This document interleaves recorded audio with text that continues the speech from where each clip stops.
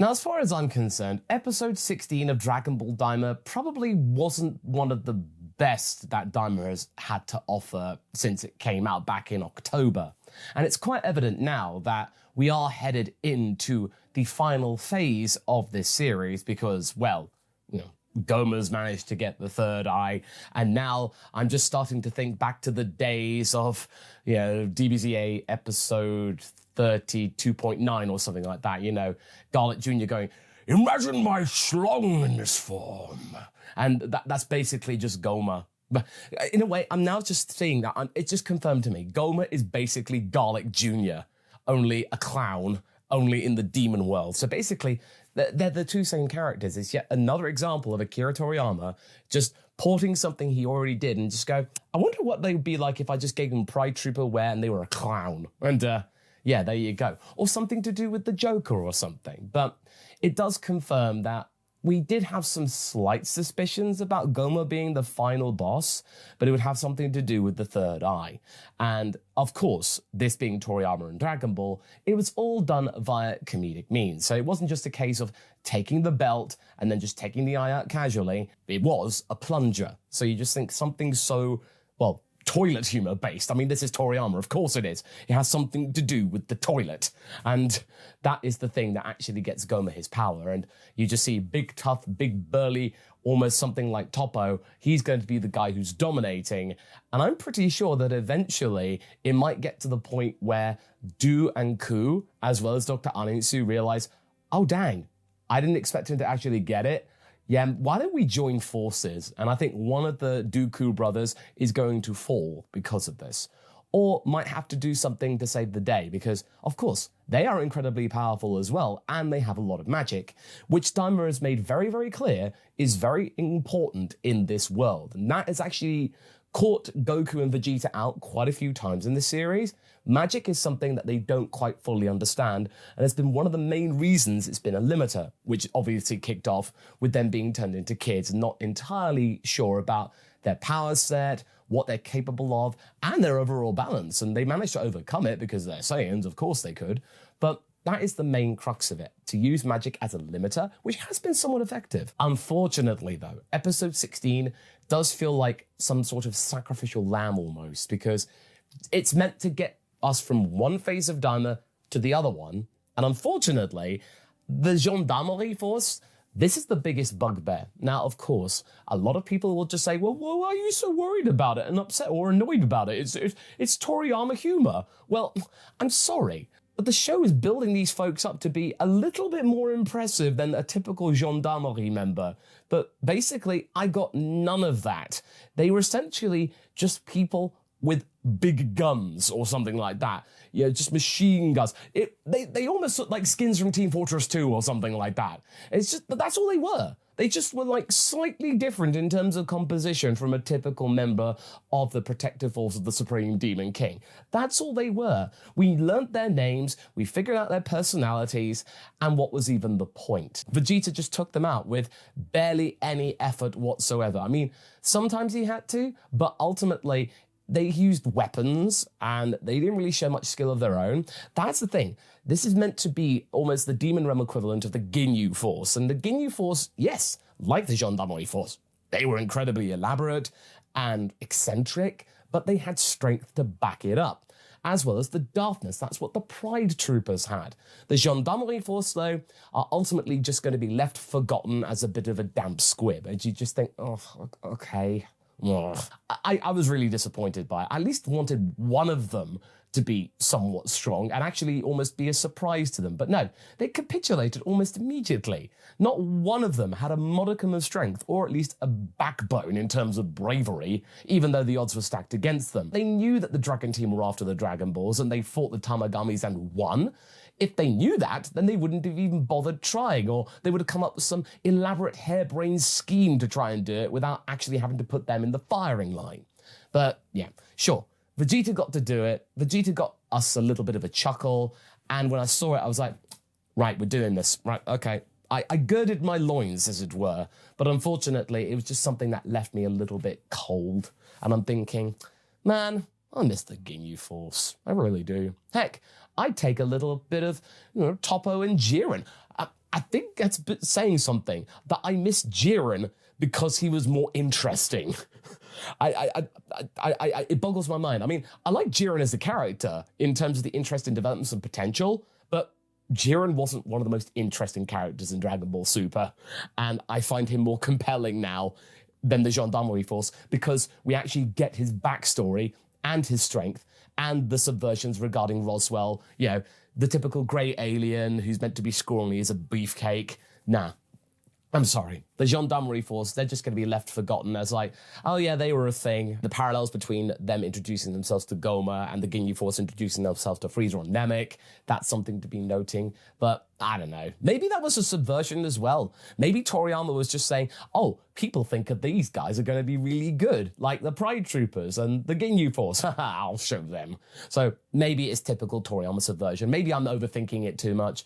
But either way, I just felt like it was a bit of a waste of time, to be honest. That's the thing. Episode 16 just felt like there wasn't really much point of it because all it did was just set things up that could have been done in half the time. Now, okay, Degesu, which is the name of this episode because the next episode is called Gomah. And I thought it would have been the main focus of the episode to find out more about the dynamics of the three Glind siblings, but we didn't really get that. The only thing I really took away from that dialogue between Shin and Degesu was that they met 1,000 years ago and that's it. But in the grand scheme of things of Glind, 1,000 year is like maybe 1 year or something like that. And the whole thing just made him out to be just a somewhat, well, disappointing character. Just one of those tiny little minions who is desperate, who is trying to do something really brash and then does something incredibly heinous, like holding a baby at gunpoint. The fact that Degesu would stoop so low to get away and escape, that just really is sad. And in a way, I'm pretty sure Shin is sad as well because he says that Degesu was incredibly ambitious and overly grand as a child or in their days when they actually socialized. And also we found out that, oh, he wants to become the Supreme Demon King. Oh, that's incredibly simplistic. I thought there would have been some more, you know, nuanced motivation. Like we talked about, I think in my last review and in our discussion video, that maybe Degesu's ambition, kind of like with Neva, is maybe to find some way of bringing the Glinds back. Maybe he's in denial, like Shin mentioned, that the Glind trees are gone, that's it. Once all the existing Glinds die out, that's the end of their species. But maybe Degesu could have been in some sort of denial about this and thinking, no, I have to use the third eye and the Supreme Demon King power and all of my resources to find a way to bring our species back. And then it would have been really sad. Like if he broke down saying, I'm sorry, brother, I wanted our species to be glorious. Why have they all dispersed? Why have we abandoned our home? And then Shin could have found some way to reconcile. They could have joined forces against Arinsu to try and bring her back to our side. No, it was just so one-dimensional. And that is the downside to Toriyama's writing sometimes, is that it can be one-dimensional.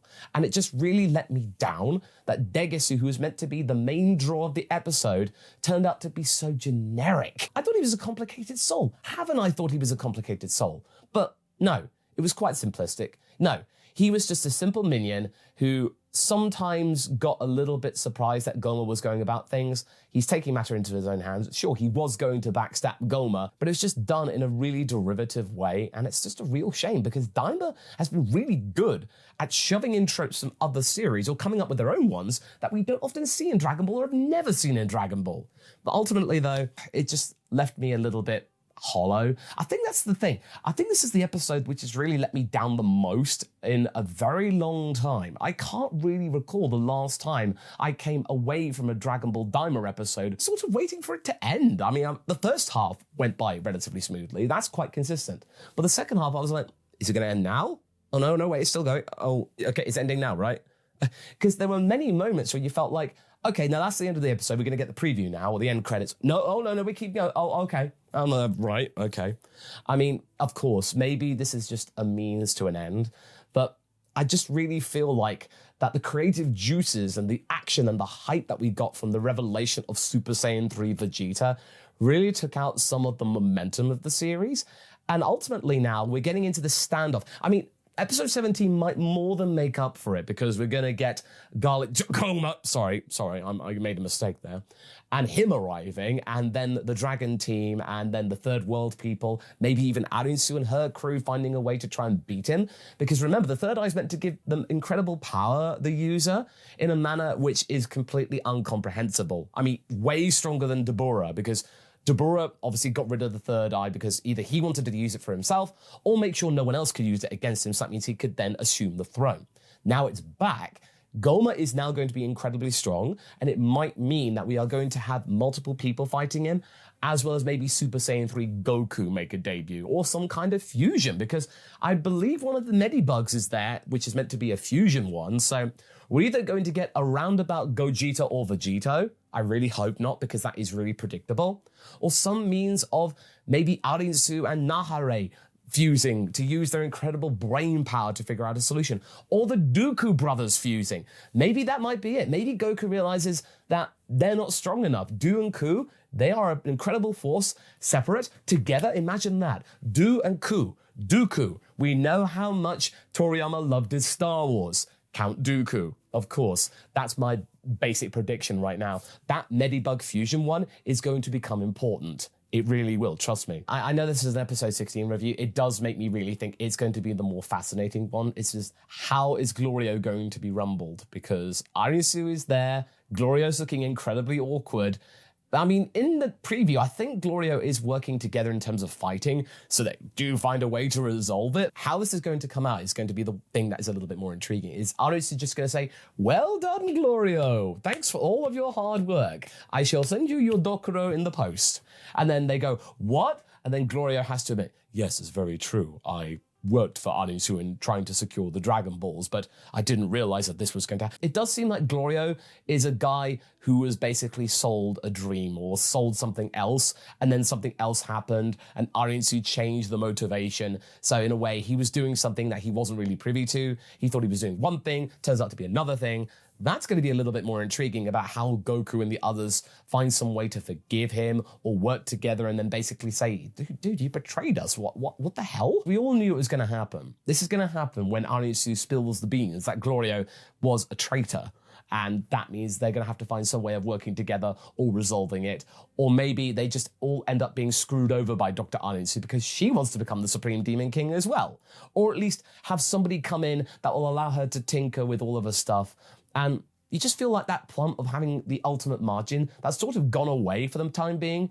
So maybe she might find some way of fusing them together. And maybe Goku, if Gomah turns out to be too strong, Goku will bring out the Medibug thing, Arisu will say, yes, do it, and then try and find some way to take control. But the Dooku margin turns out to be a really worthy soul who's actually quite noble, and maybe either sacrifices themselves, or maybe finds some way to just say to Arisu, no, you are not somebody who is worthy of being the Demon King. We are fused now. We are one. That would be really cool and really cathartic, considering how much that Majin Ku was laughed at back in the day, and how Majin Buu turned out just to be a demon world version of Majin Buu, the innocent Buu. That would be a really interesting twist, that together they are an incredibly formidable force and would be an absolute unit. Think about that. That could be a really interesting plot point. But I wouldn't really be surprised that that doesn't happen. That it's just going to be just a straight up battle royale. Everyone will be fighting against Gomah, and then there'll be something that they need to do, some MacGuffin, and then they'll beat it, and very simplistic, very straightforward. But I really hope it doesn't take away from the overall appeal and spectacle of Daima, because make no mistake, Dragon Ball Daima is probably one of the most beautiful looking series that Dragon Ball has ever made. Simply because its locations are really detailed, and the animation for some of the characters has been gloriously good. They've taken some real time to this to make sure it doesn't fall into the pit traps that Dragon Ball Super did, that it was rushed and that it looked really simplistic or sometimes god-awful. We haven't gotten any of that. There's not been one Daima episode which I've looked at and gone, that could have been better, or that's really ugly. There have been some episodes which have been a little bit, tepid or something like that, but no way have I said the animation quality's been bad, because Everything looks really good, really clean, really crisp. We've now had so much lore packed into Dragon Ball. It feels really detailed and it doesn't feel like a waste of time. But this episode was probably one of the more lacking ones, in my opinion. The last couple of episodes, even though they've not really done much, and 15 did have its action, of course, but the ultimate conclusion was still blindingly straightforward, but really nice to see. It just feels like that it had moments where I was like thinking, yes, I want to know more. It didn't feel boring. It felt like I was learning something. There was something, I felt better after watching a Daima episode as I was going, oh, okay, that's really cool. But this episode, no, I mean, I was just left feeling a bit like, oh, they really went that way. I mean, Degesu was a bit of a dud. The Gendarmarie Force was a bit of a dud. I mean, yeah, they were trying to go for comedy, and the whole thing about Hybis's hat suddenly becoming a plot point, at least that was some use. I'm surprised that no one's actually caught on to Hybis not wearing his belt, because he obviously thinks it's really cool. And I'm surprised Pansy said, hey, well, where's your belt gone? It's oh, I gave it to some random girl. It's a random girl. And then Glorio's thinking, Dr. Arinsu, maybe? I mean, it's Degesu, but there would have been some thought or something like that, and some intrigue, because the hat turned out to be incredibly important to take out Degesu. But it did really cheapen the value of Shin's younger brother. It just turned him into just a sneaky deviant that with dreams of grandeur. That's all he's become, and that's all he'll be remembered for. Degesu will be a really unspectacular character with no nuance. We've not really got any flashbacks to the days of when they were all together before the Glind left for the other universes. We didn't get any of that, which is a real shame. We might get that with Aritsu and Shin seeing each other for the first time in maybe even a longer period or something. That's a hope, but I'm doubting it. I just feel like now Daima, the showrunners, are thinking, okay, we really need to speed up into the final battle now. We need to have everybody fighting for the next couple of episodes and then wrap things up and then call it a day, because as we remember from the Hulu leaks, it's probably going to be ending Daima at the end of February, but then Toei hopes to drag it out by just releasing one dubbed Daima episode every week, which I still find incredibly frustrating, and partly the reason why no one really cares about Daima, and that is a crying shame. Maybe people might care more once the entire series is out dubbed in their respective territories, but I'm just really disappointed, and I can't stress this enough. The whole manner in which Toei and Shueisha are handling this series after the passing of Akira Toriyama has been absolutely diabolically shameful. And it does sometimes make me second guess, why should I be following this series if the showrunners don't have its best interests at heart? It does make me think that sometimes.